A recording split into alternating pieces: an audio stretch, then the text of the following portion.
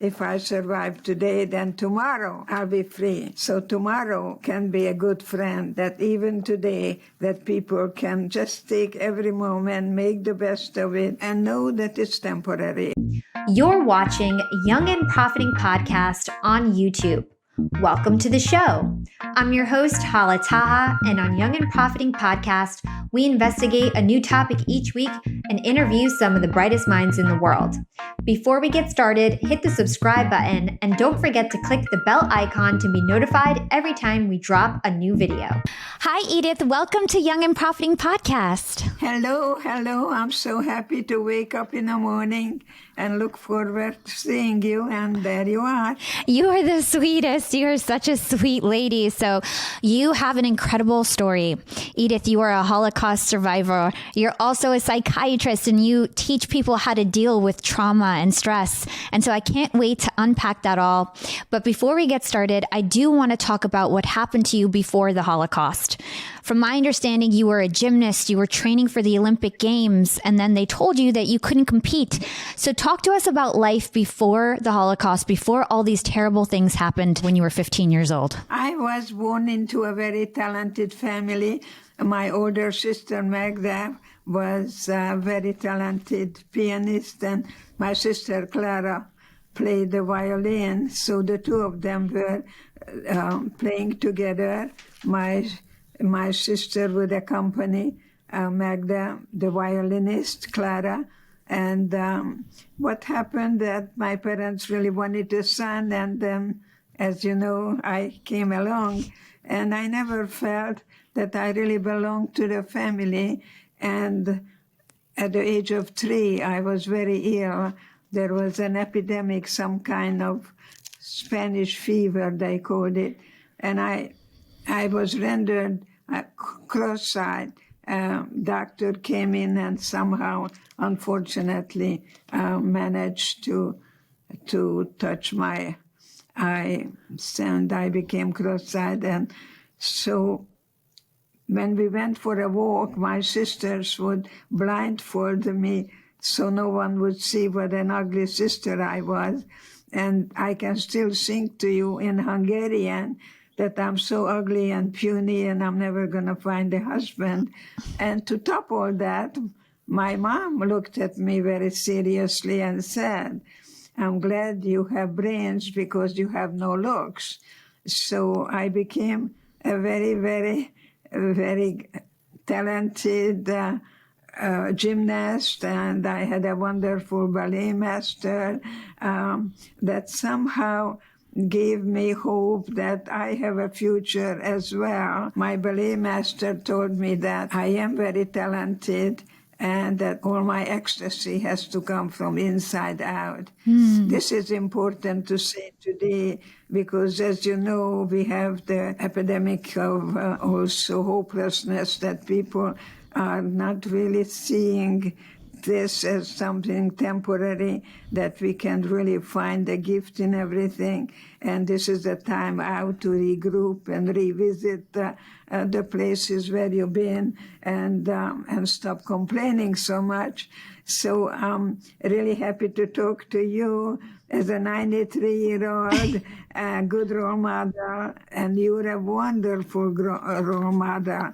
So I'm so glad that you're very committed and you're doing your calling. Of course, Edith. It's not a job, it's your calling. Oh, thank you. Well, that's so crazy that, you grew up and even your mother told you that you weren't going to get married. And I even know back then the culture was when you were a woman, you get married or nothing, that was everything to get married. But you ended up meeting a boyfriend, and you are actually very beautiful. So it's surprising to hear that because you were a beautiful ballerina. I have seen pictures. And so it's surprising to hear that. But you did end up meeting a boyfriend, right? And you were very happy. What happened? How did you guys end up getting separated? And what happened next? We were picked up and taken to a factory from our home. So we met there when I was taken to the train station where we were just thrown in and taken to Auschwitz. He said to me, we don't know whether I'll meet you again, but I want you to know you have beautiful eyes and beautiful hands. So I said to myself in Auschwitz, I would go to everyone, tell me about my hands, tell me about my eyes, because I said to myself, if I survive today, then tomorrow I'll be free. So tomorrow can be a good friend, that even today that people can just take every moment, make the best of it, and know that it's temporary and we can survive it. So you were saying that you were training for the Olympic Games. And before actually you went to the brick factory, I believe, they told you that you couldn't compete because you were Jewish. How did that make you feel at the time? I went to a Jewish school. And when we came out, children were spitting at us and calling me a Christ killer. I didn't realize that Jesus was a Jewish boy. I did not know that, and I just didn't want to be a Christ killer. So I felt prejudice before Hitler in Hungary. So I think it's very important for you and I to not to forget history and not even overcome it, but to come to terms with it and know that there is a Hitler in every one of us, and there is kindness and goodness and Mother Teresa's. And so I was able to look at the guards and with God's help to turn hatred into pity. And I felt sorry for the guards, that they would throw children in the gas chamber without even gassing them. And so I was able to somehow be in hell and make it an opportunity to discover that life is from inside out. And I was able to somehow not to allow anyone to get to me, just like today. That's what I teach. No one makes me angry. No one can reject me. Rejection is just an English word that people, you have to look at your expectation and reality and look at the gap, because sometimes we expect something from someone who doesn't have it to give. Yeah, I want to drill on one part. I want to go deep on one part, which is before you were taken to the brick factory, before you guys went to Auschwitz, you got rejected to be in the Olympic Games because you were Jewish. And I read that you actually denied that you were Jewish because you were ashamed. And I think that this is something that a lot of people feel right now. I'm Arabic. And when 9/11 happened, I told everyone I'm not Muslim, I'm not Arabic. Like, I didn't want to be associated with it. And I understand when you can feel ashamed for no reason. And I think even there's other cultures out there, Black children, for example, some of them say that they wish they were white, you know? And so how should we deal with this kind of, like, when we are a part of a minority group, that's something that we may feel internally ashamed of? How do we deal with that, would you say? You know, most of us are not dealers to begin with. You know, I think what we want to do is love ourselves and not to really allow us to be convinced what other people are telling us. When I go to school, I tell children too, don't allow anyone to define who you are. You are a human being, and that's what I am. You tell me that I'm a Holocaust survivor. I am a human being who experienced the Holocaust, but it's not my identity. I am not a victim. I was victimized. It's not who I am. It's what was done to me. And we all experience trauma, one kind or another, in our lives. So I think it's very important for us not to take things personally, because if someone in the English language says you, the word you say to yourself, I'm going to be dumped on. And the more they talk, the more relaxed I become. You take the negative stimuli and turn it into positive and just say, thank you for your opinion. Thank you for your feedback. That you don't, if someone throws out the rope, don't pick it up. It takes two to fight. It takes one to stop it. Yeah. Okay, so let's talk. You mentioned before that you guys were taken to work. Your family was taken away from your home. You were taken to work at a brick factory. And then one day you guys were taken to Auschwitz. And that was the last day, I believe, that you saw your parents. And your mom's last words to you was, no one can take from you what you've put in your mind. So I'd love for you to take us back.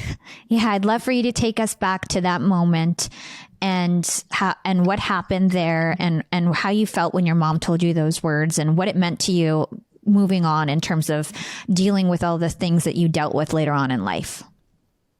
Yeah. You see, my mother was very psychic. I don't know if you are too, but there is a sixth sense that she didn't know where we're going, and she hugged me in the cattle car and said, honey, we don't know where we're going. We don't know what's going to happen. Just remember, no one can take away from you what you put here in your own mind. And that's exactly what happened. We arrived and I saw the sign, Arbeit macht frei, work makes you free.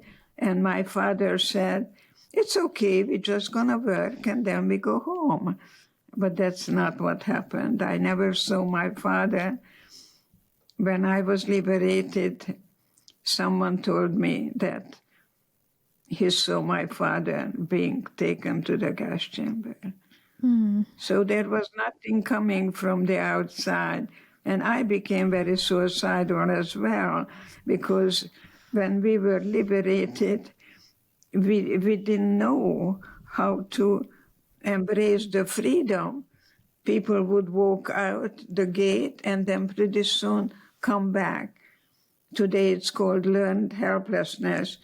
I've been working with battered wives. Many years ago, I was helping to build transitional living centers for women who go back to their husband, even though he would beat her, but he brainwashes her, telling her that she's nothing without him. So you have to be very careful. Depression many times is in a situation when people don't really know what to do but to take the unfortunate beating. Yeah. And I'm sure when you're living in those conditions, like you said, when you get out of them, it's probably so hard to just assimilate back into society. Where do you go? Where do you go? Where do you go? Many years ago, if I would say to somebody that I want to be a doctor, they probably would have told me because she couldn't find a husband. Because when I was a little girl, a little boy was told to become a doctor, a lawyer, whatever.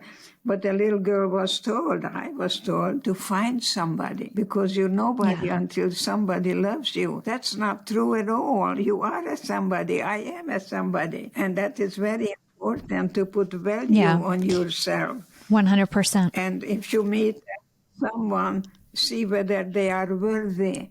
They're worthy of you. Yeah, 100%. You don't come so cheap.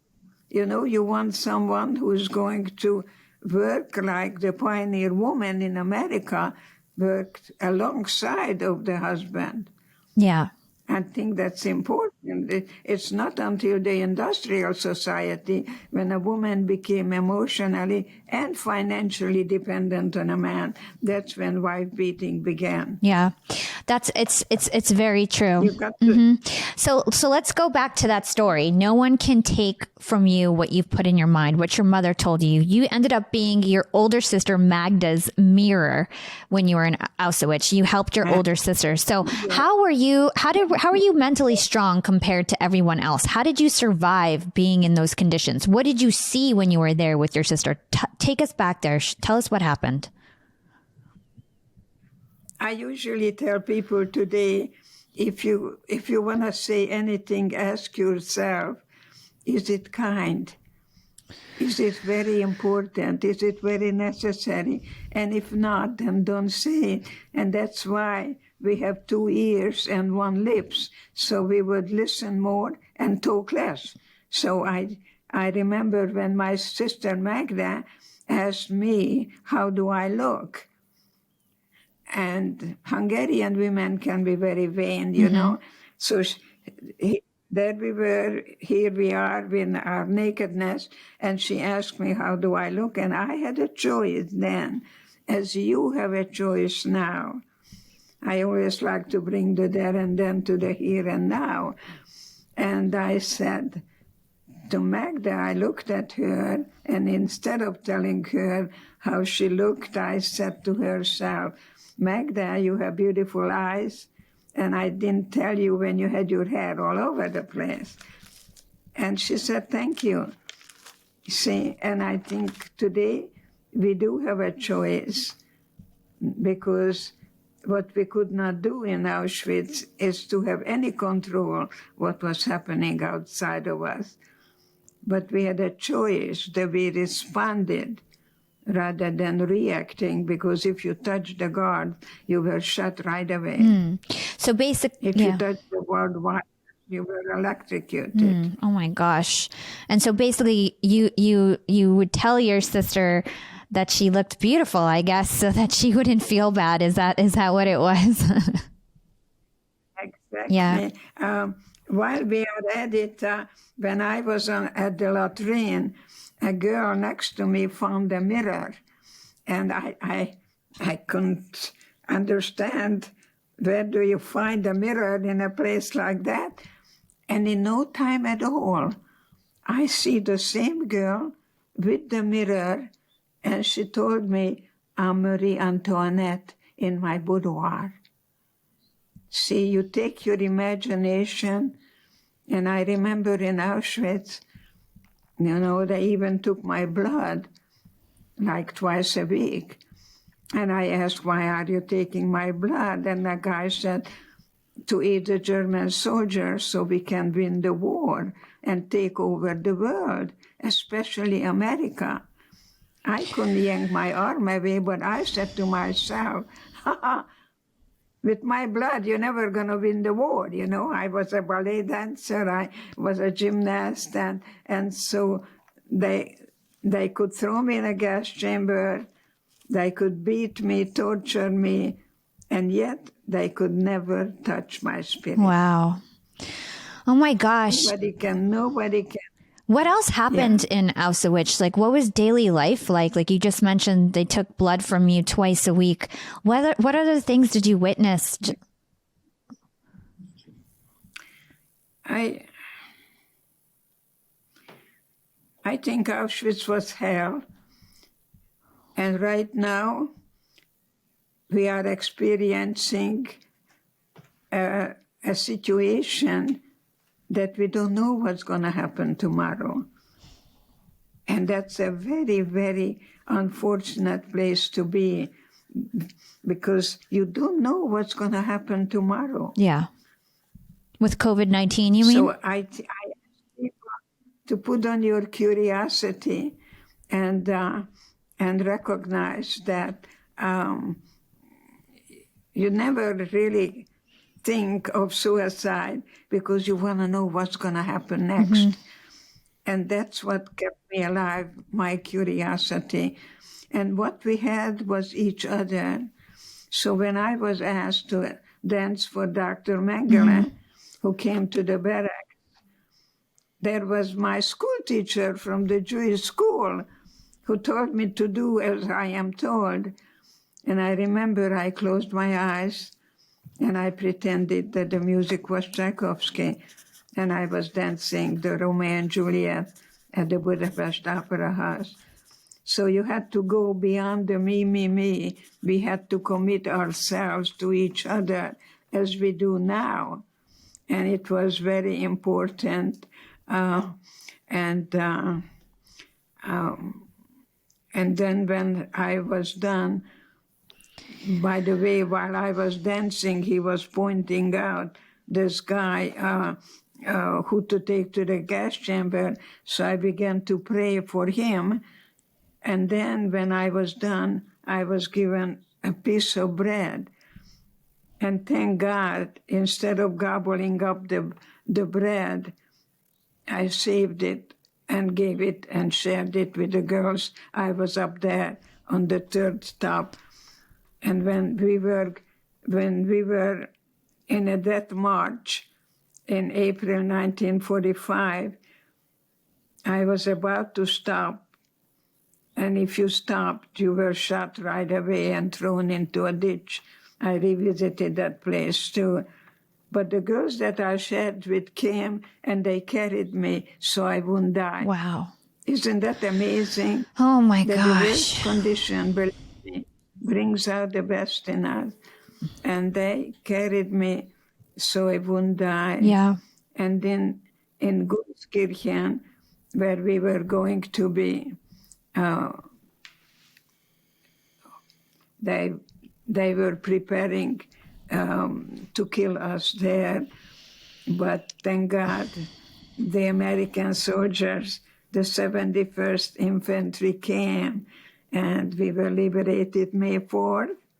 So think of me, May 4th, 1945, Friday afternoon. The Saints came marching in, and I met a man who was part of the 71st Infantry, and I went to Colorado and also consulted on post-traumatic stress with the soldiers and told them that that uniform gave me life, that I was given a second chance. Wow. And from my understanding, So now, that's incredible. From my understanding, you were found by soldiers with pneumonia. You had pleurisy. I can't say that. A broken back. And you and your sister were basically dying on top of dead bodies. And then they found you like moving your hand or something. That's crazy. yeah. And you met your husband shortly after that, right? I just want you to know that you are one of the most brilliant interviewer, and I had many. Thank you for reading and knowing my story. You know, I have a story, but I'm not my story. You see, and for me to be honored and handing the torch to you, knowing that I want to be remembered as someone who did everything in her power that your children will never experience 100%. what I did. So you were a survivor, right? You actually don't like that word, but you made it out of the Holocaust alive. Did you have any guilt when you came home, when you were in America raising your family and you ended up becoming a psychiatrist and becoming successful? Did you have guilt with you? I have still, unfortunately, the survivor's guilt. I even asked my sister when I saw two paraplegics working with PTSD, and one of them was angry and blaming everything from God to, country. And the other one said to me, "Hey, Doc, I am in a wheelchair, and I didn't realize that I'm closer to my children, and I'm closer to the flowers, and here I was wearing a white coat, Dr. Eger, Department of Psychiatry, and I felt like the worst imposter. And that's when I decided to go back to Auschwitz, back to the lions, then look at the lion in the face to reclaim my innocence. Yeah. And that's the work I do today. It's about grieving, feeling, and healing. I am a licensed clinical psychologist, also on a faculty at UCSD Medical School with the Department of Psychiatry. So, and we talk about death and dying, and it's amazing how we cannot really be free until we go through the rage, going through the valley of the shadow of death, but don't get stuck in there. Yeah. When you first... And that's what people... Yeah. Sorry. They either revolving or evolving. And I think you and I are guiding people to not to go with the same thing over and over again, but to able to go through, just like a butterfly, go through the metamorphosis And this is a good time to ask yourself, what am I holding on to and what am I willing to let go of? Yeah. My definition of love is the ability to let go. The ability to let go. That's your definition of love? A definition of love, because you give up the need for other people's approval of you. Yeah. I think that, it's like freedom. You give up the need to please everyone. It's impossible. But most of all, you give up perfectionism, because I always see perfectionism leading to procrastination. Yeah. So do you procrastinate? Do I procrastinate? When I'm afraid. I procrastinate when I make it in my mind that something's harder than it is. But as soon as I give it a try and just, try it for 10 minutes, that's it. That's all it takes. Yeah. Do you know what is the best 4-letter word? What's that? It starts with an R, risk. So if I come to you and tell you, I like to get to know you, and I hope you like to get to know me, not Dr. Eger, and you tell me that you respect me, and yet you're really not interested in getting to know me.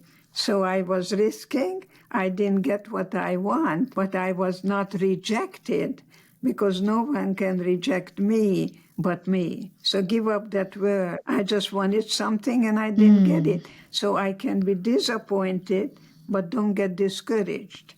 I can be angry, but don't let it lead to resentment. See, once you're angry, you give your power away to someone. You have to be careful not to do that. Yeah, I totally agree. Okay, so you were released into society. You ended up finding a husband. You became a psychiatrist, but it took you 10 years to come out with your first book. It was called The Choice, Embrace the Possible. It took you 10 years. So were you afraid to share? Did you talk about being a Holocaust survivor, or were you just kind of shut it out and you didn't really think about it much? Like, what happened in those 10 years? Yes. When I came to America, I didn't have $6 to get off the boat. I did not speak English at all. Everything was okay.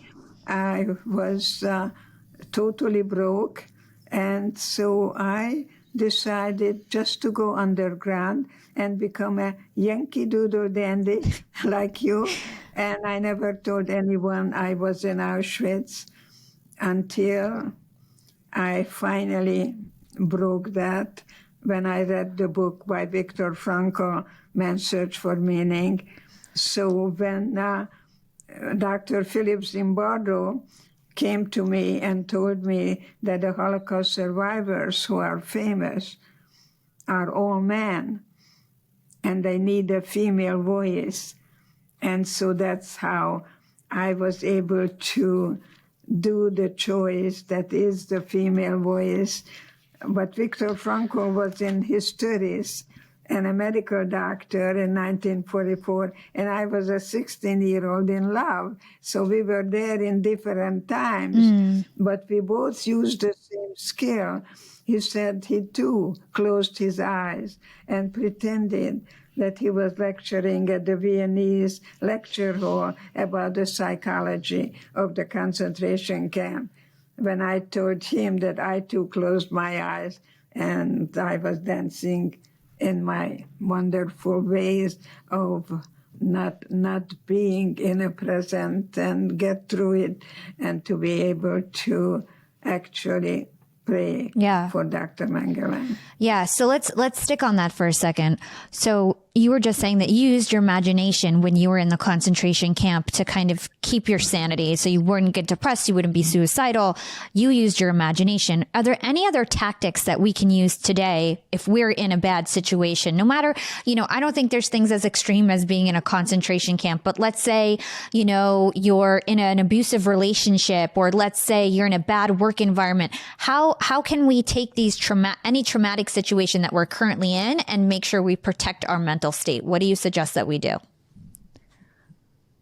I tell you one word that is not in my vocabulary. I can't. I can't. So when I'm in a classroom, I run to the blackboard, I say, I can't equals I am helpless. And then I take the eraser, I take the apostrophe, and the T, I can. Why? Because I think I can. I think very importantly, because you see, when cannibalism broke out in that camp where I was liberated, and people were eating other people's flesh, my liberator told me that people were eating a dead horse, which I did not see. But you see, I was able to look up at God, and I want you to see the Sound of Music because it was there. And I looked up at God and I asked God to help me. And God told me just to look down. And I remember I am choosing one blade of grass over against the other. So when people say I can't, say I'm helpless, that's not true. You can choose one blade of grass. Even then, I had a choice. So that's why I'm not a shrink, I'm a stretch, okay? And today I'm guiding people to stretch their comfort zone and not to give up so quickly, ever, because there is hope in hopelessness. There is the light after the tunnel. There is a rainbow after the rain. Yeah. It's just how you look at things. I think it's very important, not what happens, but everything in life is an opportunity. So if you are married to someone who is drinking and you think that your love is going to make him want to stop drinking, think again. Think again. Unfortunately, addiction is with us, and I hope that people take stock of themselves now, and whatever you do in excess, find the balance between working, loving, and playing. Yeah. Don't forget the playing. It's a good point. But not to overdo anything. I'm going to share a very, very personal story with you, and I think it will help my listeners. So COVID-19 happened, and last March, my parents got COVID-19, and my dad ended up passing away in May from COVID. And for a whole month, I watched my dad die on camera. Sorry. I watched him die. Like, it's so okay. For a month, I just watched him die every day, and we weren't allowed to see him, and it was terrible. And I remember my uncle, who's his best friend, he would refuse to even watch him on Zoom. And he told me, you know, you'll never get those images out of your head. If you keep watching him like this is how you're going to remember him now. And it's true. When I think about him, I keep seeing him in the hospital. So it's like, what do we do with traumatic images? Like, how do we get that out of our head? Sorry. But I think this is helpful for everyone. I'm sure you saw so much worse stuff. So what I'm even crying about is nothing compared to what you saw. So it's like, how do we get these traumatic images out of our head? What do we do? You know, when a woman came to me and told me she was sexually abused, and I don't know how I can tell you, Edie, because you were in Auschwitz, and my answer to her was, you were more in prison than I was because I knew the enemy. And so when you have a feeling about your dad, what comes out of your body will not make you ill. Crying is very good, very healthy to go through the valley of the shadow of death. Go through it. And how old were you when your father died? It was just last year. So I was 30. And how old were you last year? 30. So you can think that your father was sent to you for 50 years, and that spirit went home. You didn't lose your father. You had him sent to you for that many years, a half a century. And so sit down and invite the feeling. Stop denying, stop running from the feeling, it's okay to grieve. And you can't heal what you don't feel. You know, I'm working with psychiatrists now, and we're working on that. And they do not medicate grief. It's not clinical depression. You get to really acknowledge that that half of you is your dad, and you're carrying good blood. I carry also the blood of my ancestors who were on the desert for 40-some years, and God knows what, in the promised land. And sometimes even they were worshiping something other than God. And yet, you see, you make it. Yeah. So I don't like the word dealing, you know. I don't think we are very good dealers. I think we're lovers. And I think we have joy and love and passion that we're born with. And that's what I feel at 93. I don't care about the numbers, because when I was 40, I was told to go get a doctorate. And I told my supervisor, it's impossible, I'll be 50-something. And he said, you'll be 50 anyway. And I think that is the wisest thing that happened. Go back to school, go study belly dancing, do something other than you did yesterday. Yeah. So stretch your comfort zone. Yeah, the time is going to pass anyway. That's such a valuable lesson. So you have a new book that came out in 2020 called The Gift, 12 Lessons to Save Your Life. Can you talk to us about some of these lessons that you talk about in that book? Well, you know, I was getting all these phone calls telling me that congratulations that the choice made the New York Times bestseller, and I am, of course, happy. And they say, but you need another book because you need to tell me more practical skills. And so that's how The Gift came about.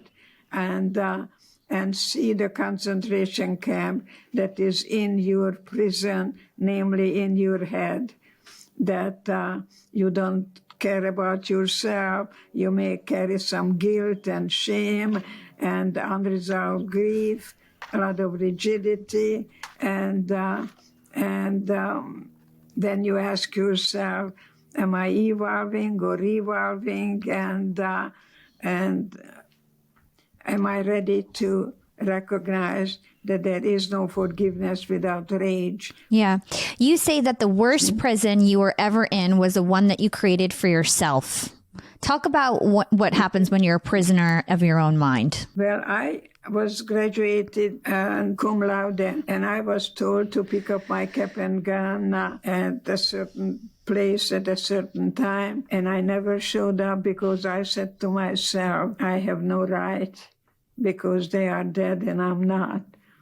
I had tremendous survivor's guilt, and I did not show up for my graduation. Today, I would not do that, because you see, when you're angry, also, you must realize that anger is not the primary emotion. You got to look at the other emotions. Once you're angry, you gave away your power. It's best, you know, not to become angry because you're just hurting yourself. So what you want to do is write down. Women come to me, Edie, I need a man. And I said, well, write down what you want from that ideal man that you want, and then you become that person. Whatever you practice, you become better at it. So there are two things I ask you to do.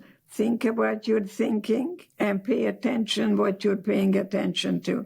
Any behavior you pay attention to, you reinforce that very behavior. Okay, so if you like to change, remember, if you don't change, you don't grow. Let's continue on this victim mentality. You say that you are not a victim, you were victimized. It's not who you are, it's what was done to you. Could you explain that to us? Thank you. Thank you. Of course. Yeah, it's very important because what you think, you create. You say, I don't want to think about it. You tell me I want to lose weight, but I don't want to think about food. I don't want to think about food. Guess what happens? Your body, your mind is a computer. Whatever you say, I don't want to think about food, you're going to think about food. You Yep. say yes means no and no means yes a lot of the time. So that's why it's good to have a goal and pay attention what you focus on. And that has to be coming closer and closer to your goal. I like to call it the arrow that you follow. When I came to America, I came from Germany to New York. But there was a big, big storm at the English Channel, and I noticed that we were taking away from that place. And then I noticed that we came back to that place so we can go to New York, not to China.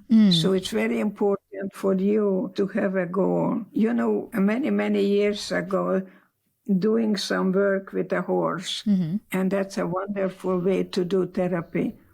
And because the horse will follow you wherever you go. It's a place called Miraval in Tucson, Arizona. And I was with a wonderful, wonderful gynecologist, Dr. Brooks, and we took women with breast cancer. They were using the horse, and I was working with one myself. It's amazing how they are sensing you and following you wherever you are. So your spirit could never be touched and never can be touched even today unless you wear a shirt and says, kick me. And some people like to be victims because you cannot be a victim without a victimizer. So it can give you a license to do nothing. And it's very important because many people look at victims as being weak and victimizers as being strong. And part of the psychical identify with the aggressor. We call it the Stockholm Syndrome.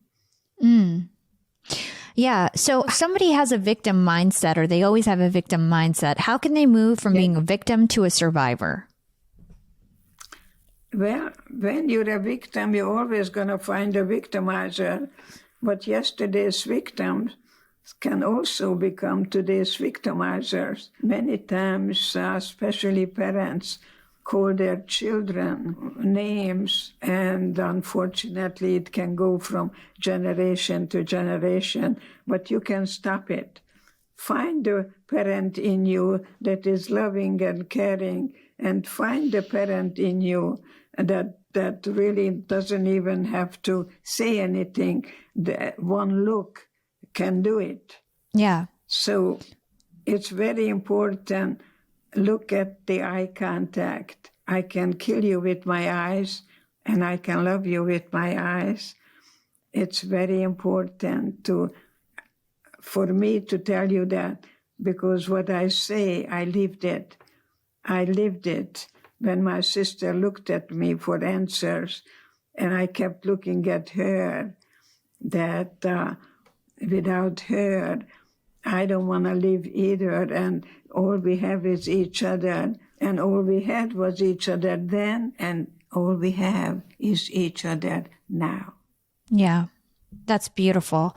And so just before this, you were talking about the need to kind of have a vision, have a goal, have an end goal so that you can kind of have something to look forward to, get yourself out of whatever you're in right now by having a goal. There's also importance of removing any sort of negative self-chat or negative self-talk. And you say that this negativity can actually impact you physically. It can make your cells in your body sick, right? So how can we make sure that we are not super negative? How do we control that internal talk? And how does negativity impact your body? Well, there is one thing we can change is our attitude, our thinking. And when you change your thinking, you're going to change your feelings as well. So it's very important to think about your thinking. And one thing you don't want to do ever again, ask how are you? Because I used to ask my patients, how are you?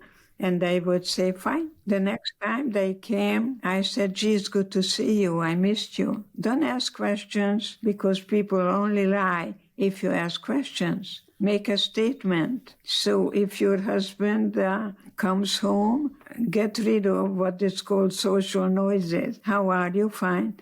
Did you have a good day? Yeah. What do you want to do tonight? I don't know. What do you want to do? And you go back and forth, going nowhere. You are revolving, not evolving. So stop asking questions and stop asking anything that would lead for you to give an advice. Yeah. The worst advice is advice. I wonder about that, and I wonder what I would do if I were you. But don't say, why don't you do this or why don't you do that? Because then they're going to say, oh, well, you told me to do it, you see. And so I teach people, especially couples, how to fight and how they finish the fight, that you give up the need to be right. Yeah. Because I'm right, but I'm only right for Edie. I cannot be right for precious you. So here we are, it's 2021, right? And there's still prejudice, there's still racism, there's still hatred, right? And it's different groups, it's the same groups and different groups. How do you suggest that we end all this hatred and racism going on, specifically in America with what's going on with Black Lives Matter and everything like that? What is your opinion on that? And how do you suggest that we start to make progress? Well, it was very painful for me to see that the white supremacy group is really, really growing. That I saw the shirt on January 6th on someone that said 6 million was not enough. Oh my gosh.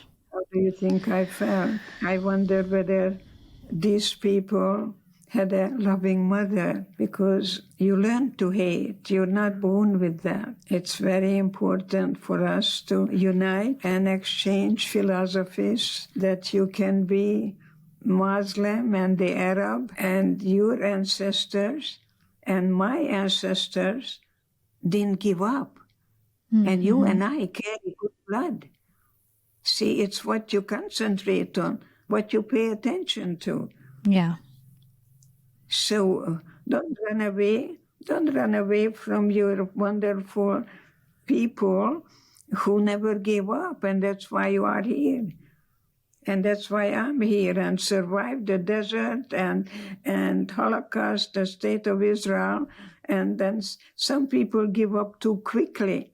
In America, people get a divorce much quicker rather than recognizing that they can empower each other with our differences, that you can be you and I can be I. And that's what America was built on, democracy, that you can be you and I can be I, and to have the freedom and not to be against, but to be for life and for celebration. Amazing. Well, Edith, this was such an amazing interview. Before I go on to my last question that I ask all my guests, I do want to ask, is there anything regarding trauma and helping people deal with trauma, especially in the time of COVID-19, where people like me, our parents have died and we've all dealt with a lot of suffering this past year. How do we deal, what is your top actionable steps to deal with trauma? I think one of the things I ask people, pick a time a day when you just allow yourself to grieve. It's okay to feel sorry for yourself and say, why me? And it's okay as long as you don't get stuck there. And possibly, 15, 20 minutes, and but not the rest of the day. You go about the rest of the day, working, loving, playing, that you have a way to recognize that your father didn't die in vain, my parents didn't die in vain. They are really winking, and they're saying that we carry that blood from generation to generation, that we don't give up ever, that we are able to feel the feelings. So there is grieving, feeling, and healing.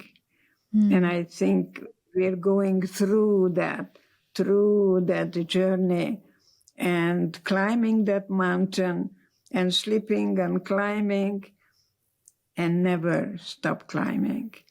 I have yet to arrive. I don't live in Auschwitz. I really don't live in Auschwitz. I call it my cherished wound.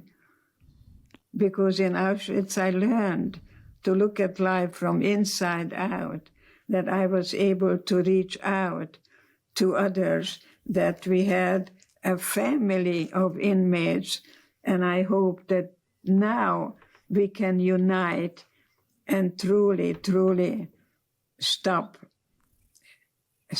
this us and them mentality. Yeah. And be richer for it. And you see, I was a very lonely child, but I'm so glad that I was able to find in Auschwitz my inner resources that no Nazi could ever take away from me. Wow. So just don't take things personally. Just say thank you for your opinion. Thank you for letting me know how you feel. But Ahmadinejad did not study Plato when he said there was no Holocaust. I'm not going to go and tell him that you're wrong, but I'm going to tell him to possibly go, first of all, to Germany, to go to a German consulate, the nearest one you can find. And you may also find out that the largest Jewish population today is in Germany. That the 12 years of Nazis doesn't make all Germans, Nazis. No, not at all. There was a woman dying, I remember a while ago. It was in a newspaper, and they asked her, why did you risk your life to save Jews? And her answer was, in her deathbed, my father told me that's the right thing to do. I'm sure your father is very proud of you. Thank you. But you have to be proud of yourself.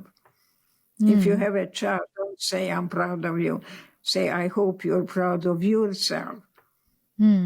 Yeah, it's so powerful what you're saying, like the fact that you found the internal strength and through all of those terrible experiences, you were able to find your internal power that kept you alive and kept your sister alive and helped you now helping thousands and millions of people. So God bless you. You are an angel here on earth. Honestly, I feel your goodness inside of you. And I do want to ask, do you forgive do you forgive the Nazis who treated you and your family that way? Do you forgive the Nazis who murdered your parents? You see, I see a couple of things. There is no forgiveness without rage. You don't cover garlic with chocolate. We got to go through that rage. It's very, very important that we do that. Where is your father buried? In New Jersey. New Jersey. Honey? In New Jersey. In a cemetery? Yes, in a cemetery. In a cemetery. I hope you'll be able to go there, even if not in person, and take your shoes off and make contact with him so he can rest in peace, knowing that you carry that blood, that you do everything in your power, that this would never happen again. He is giving you a standing ovation and says it just like Mr. Higgins. By God, she's got it. You got it. You got it. You got it, girl. You got it, girl. You are the YAP and the young, beautiful, adventurous role model. Thank you. Because Thank you see, you're not talking, you're doing.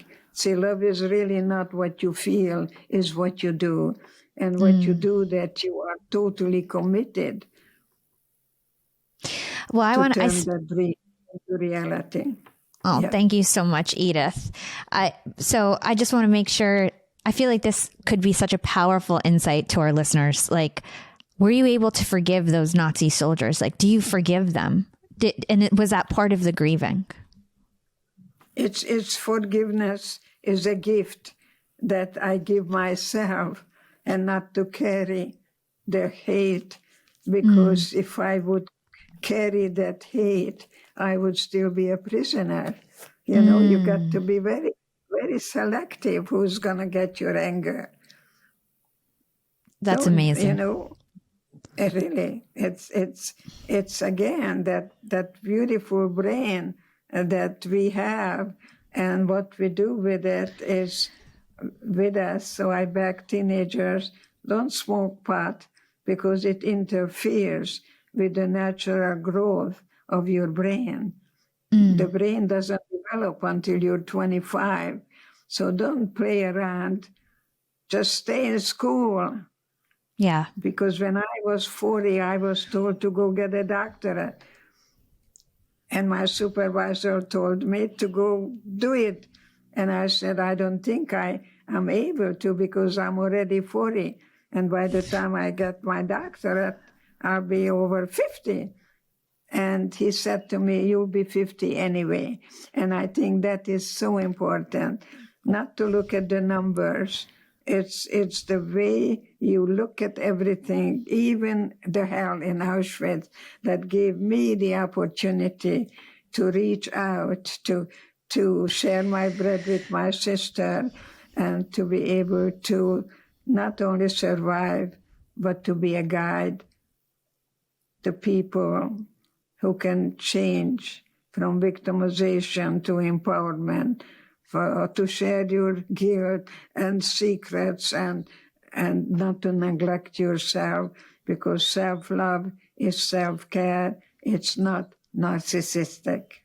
Yeah. I'm so happy that we got to talk. I'm so happy that I get to share your story with all my listeners and all my fans on LinkedIn. You are a beautiful spirit, and thank you for all the work that you do. The last question that I ask all my guests is, what is your secret to profiting in life? And this can be profiting with your professional life, your social life, your love life, your financials. Just what is your secret to having a profiting, fulfilling life? Just keep walking. Just keep evolving, and keep giving, and keep being the true self. And I think this is a wonderful time for people to discover the true self, the genuine self that you gave up early on. And the question is, when did your childhood end? And go find that little girl in you and tell her, I'm never going to leave you. And to be able to carry that little beautiful child with you, who is really so happy that you're going to be the caring, loving mom to you, and tell that little girl, you're the only one. I love that. You're the only one. Keep on loving, and so love conquers all. That's all. Love is not what you feel, is what you do. So Beautiful. Come up with a reward system. If you do something today, what you have previously avoided, put a buck in a jar. Just like a monkey, to get the chips, and then you cash it in on a banana. And then you cash it in maybe in a Escada skirt or something. I like it. I have at least four drawers of scarves. Oh, wow. I have scarves from 20 years ago, and people thought I just got it. But I was in Germany when Escada opened up. Escada is a horse. It was the owner's horse, Escada. So I became the Escada girl, and I still have Escada scarves from 20 years ago. and people think I just bought it. Well, it looks beautiful on you. And for those of you guys listening in, she's wearing a beautiful white scarf on camera. So it looks gorgeous. And the final question is, where can our listeners go to find out about you?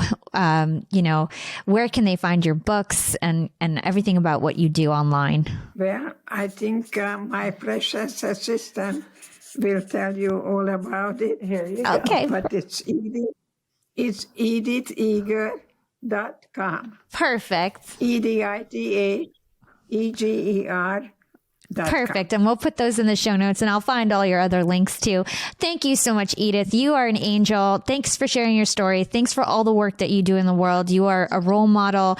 You are a survivor. You're a beautiful woman. And just thank you so much for your time. And this is going to be an amazing interview. So thanks so much for your time and all the learnings that we learned from you today.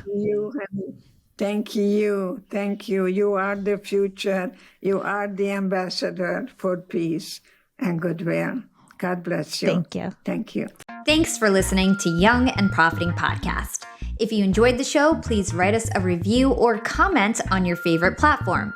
Nothing makes us happier than reading your reviews. We'd love to hear what you think about the show. And don't forget to share this podcast with your friends, family, and on social media. I always repost, reshare, and support those who support us. You can find me on Instagram at YAP with Hala or LinkedIn. Just search for my name. It's Hala Taha. Big thanks to the YAP team as always. This is Hala signing off.